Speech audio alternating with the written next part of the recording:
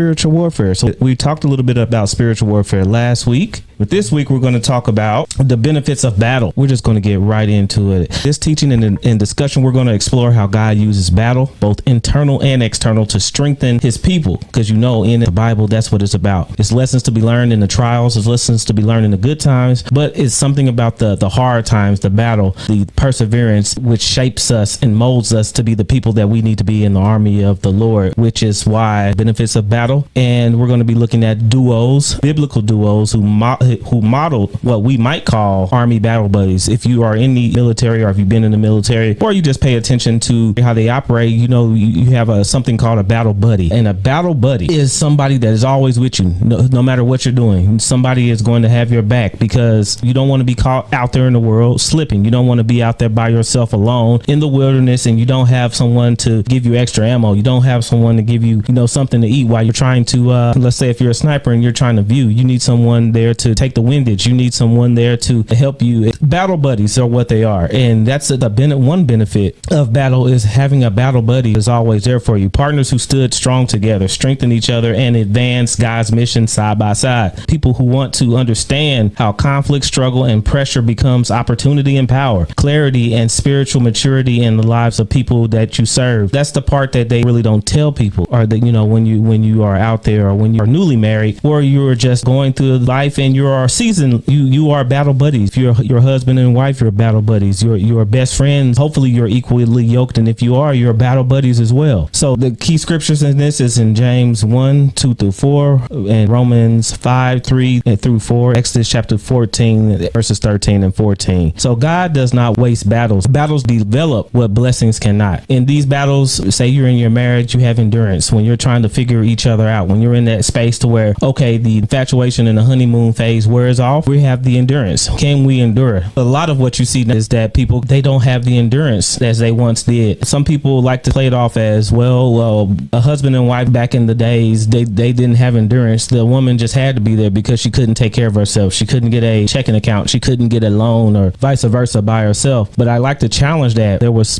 things that made people depend on each other more. You couldn't do it alone. We knew the world was wicked. The world was wicked back then. You had Jim Crow, you had black laws and stuff that hindered people from being so selfish, and it made you stick together more. So it was easier for you to endure. All situations and all relationships were not bad, were not hard, which the world likes to make you think. As I often say, they like to keep you thinking like that, to keep you thinking that relationship is bad, man bad, woman bad, single good. And they tell you that because they want you to continue to stay single. See, this is the trick of the establishment as well as the trick of the enemy. The trick of the establishment makes you feel like, okay, the only person I have that I can count on is myself. The only person that I need to count on is myself. And the more independent I am, anybody, I don't have to worry about anything. And of course, the more independent I am, the more I am alone, the more I can spend money on myself, the more I can do this and more I can do that. And then ultimately build a false sense of security. Not only is that a dangerous weapon, but you see it being used now. It's a part of having that delusion. And if you're stuck in that delusion, you will believe the world is telling me, oh, this is all great being by yourself. But yet, if you talk to people separately, you would see that, okay, stuff out here in the world is hard. The stuff out here in the world is crazy. You can't depend on companies. You can't depend on corporations. The security that they try to make you feel is not really there, because a job could leave you at any time. Anything could happen, and they can drop you at the drop of a dime and at the drop of a hat, no matter what your educational status is, no matter what. So that false sense of security can often hits people in the face, and we've seen it with the government shutdowns. But if you would ask groups of people, everybody's doing fine. Everybody's have millions of dollars in the bank, and they don't have to worry about anything. All their cars are paid off, and they're doing fine just being alone. But when the rug is pulled out from under them, then all of a sudden everything is bad. So the battles that the Lord puts us through as couples and as people sometimes are right there. The benefits are immeasurable. So you build endurance, you build wisdom. If you are trying to build the endurance, you are often in your word. So that builds wisdom. And then with the wisdom, that builds character.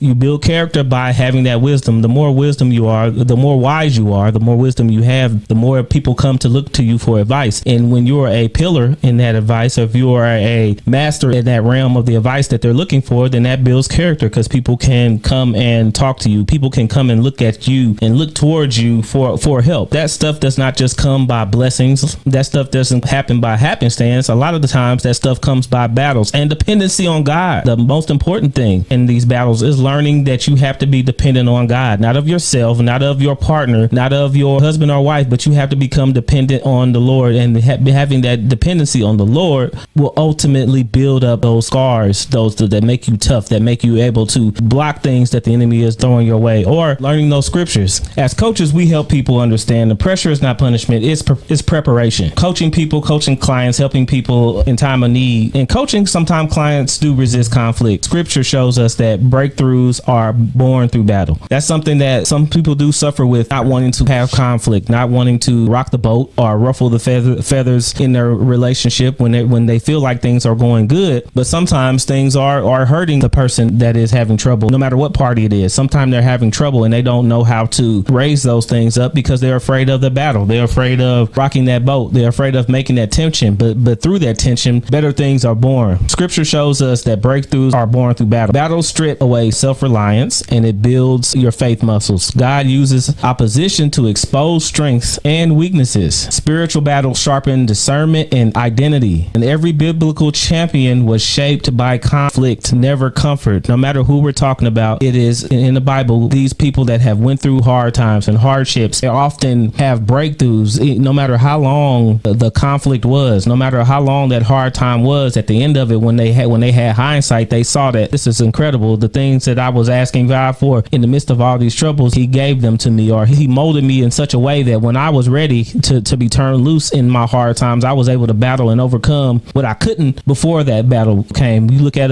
Joseph being in prison for all those years. Most people wouldn't have been able to take that. Being in prison was a part of the plan. Being locked up was a part of the plan. Being betrayed was a part of the plan. I don't know. Everything is coming against me. I know I'm not the only one that goes through things sometimes, and things hit you. You feel like, why me? Why me? I'm not the worst person in the planet. I'm not the worst person in the world, but these things can continue to come to me. And why me? Because there's so many people down the street that are doing bad. But you see them and it looks like nothing is happening to them, but you try to do good and you want to do good and you want to be a better person and you're trying, but it seems like thing after thing after thing is hitting you. And that's not just because you're a bad person, or it's not because you're a cursed person. It's because he's sharpening you up. But by the time we get done going through things, when we're in different positions in our life, we won't crumble, and we'll be able to go through those other battles, not the same people we were, but as different people and as ready people. Just as military relies on battle buddies, the scripture gives us powerful examples of pairs who stood shoulder to shoulder. It's spiritual and emotional and physical warfare. Moses and Aaron, yes, is one of them. Yes, one duo in Exodus 4 and 5. Aaron strengthened Moses when Moses felt inadequate. Yes, this duo teaches people, and it teaches us all together, the importance of partnership, accountability, and shared calling. This also happens in your marital relationship. There are things that God put us together for, and because there are things that a person's genetic makeup, a person's personality might not be the strongest in one aspect or another, but when he puts you together, when he puts you with your mate, or he puts you with your friends, there are things that each and one of you could struggle with. The more you stay together and the more you stay prayed up and the more powerful your discernment is, the more you can see that, okay, God has put this person in my life because they can see things about me that I cannot see, and when I get weak and I feel like quitting, they pull that out, and when they feel the same way, I'm able to pull them out. It turns into almost like a dance, when you can almost feel like when one foot's forward and your foot is back, you can almost feel in your relationship where your foot is about to switch, and then I need to be the person that is uplifting. And that's not a bad thing. That's not a bad thing to know. It's the better you are at it, the more you can discern when that foot is going to step, and I need to kind of step in and pull up more. I'm more equipped. But through those dances, there are battles in those dances as well, because you need to be strong enough to not say, okay, I'm tired, I don't want to do this, but know that dance step is going to change and it's coming. Okay, now it's time for me to be more caring. Okay, where things that I'm harder for just by nature, maybe it's time for me to change that step and be softer. Okay, well, I see she might need help here. She's tired, or he's tired. So let me step in and make some dinners for them. Let me step in and take over Bible study or worship or planning. No matter what you do, if you're in business with each other, it might not be all the time that one person is doing all this all the time, even though this might be their strength. It might be times where you need to step in, and that's okay. I think it's that the dance has to happen, because sometimes we get comfortable in that, and if the dance is not happening and we're just used to doing the same steps over and over again, it doesn't help us be better people. It just helps us be a better partner dancing over in our spot. I am just like definitely reminded of the tango that we do in our marriage with leaning independent on each other. I am reminded of just like some of the marriages that I have seen where it is almost you shouldn't want to lean and depend on your significant other. It's almost like being married but separate, right? So it's like everything is separated. There's no unity in it outside of the contract,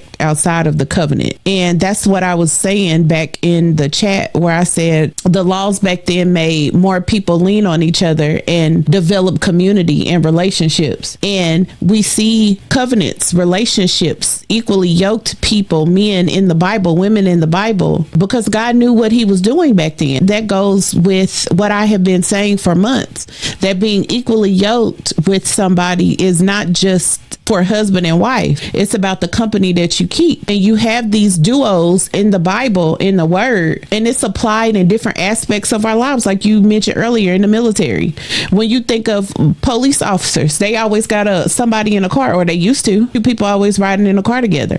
When you think about EMTs, it's two of them in the truck together. And when you look at a school bus, it's always the person operating the bus, and then it's always somebody sitting on the bus.